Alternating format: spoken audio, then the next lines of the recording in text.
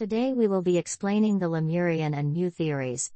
The presence of Lemuria was first proposed in 1864 by the zoologist Philip Sclater to be a lost landmass in the Indian Ocean which associated India to Madagascar before it sank underneath the waters. He initially proposed it essentially to clarify the closeness between specific fossils found in India and Madagascar despite the fact that they were not found in the halfway landmasses between the two locales, Africa and the Middle East.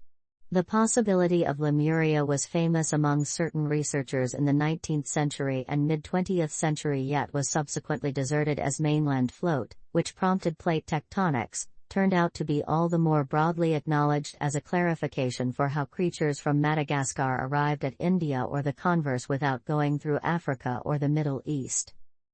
The possibility of the lost landmass of Lemuria regardless stayed famous among theosophists. For example, Helena Blavatsky, who accepted that Lemuria had been the home of a forebear rush to humankind known as the Lemurians, whom they accepted had existed together with the dinosaurs. The Lemurians took after people aside from that they were taller and laid eggs.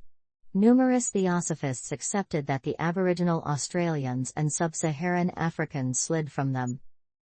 MU is a comparative idea. It was, and still is accepted by certain individuals to be a landmass that once existed in the Pacific Ocean which sank in a way like Atlantis. As indicated by advocates of the Lemurian/MU hypothesis of the dividers' beginnings, exiles from the obliteration of these mainlands came to places like Northern California and set up civic establishments which included provisions like these puzzling stone dividers. Allies of this view bring up that we don't have any authentic archives which record European pilgrims fabricating the dividers.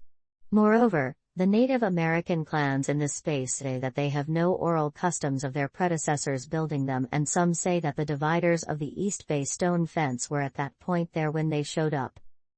Defenders additionally say that the armadas of the Chinese naval commander Zheng He would not have had the option to give a huge enough populace to have a need to fabricate the broad organization of dividers which they guarantee reaches out past East Bay across the northern piece of the state. However, the motivation behind the dividers should be evaluated first before truly deciding if the Chinese armadas might have given a huge enough populace to legitimize their reality.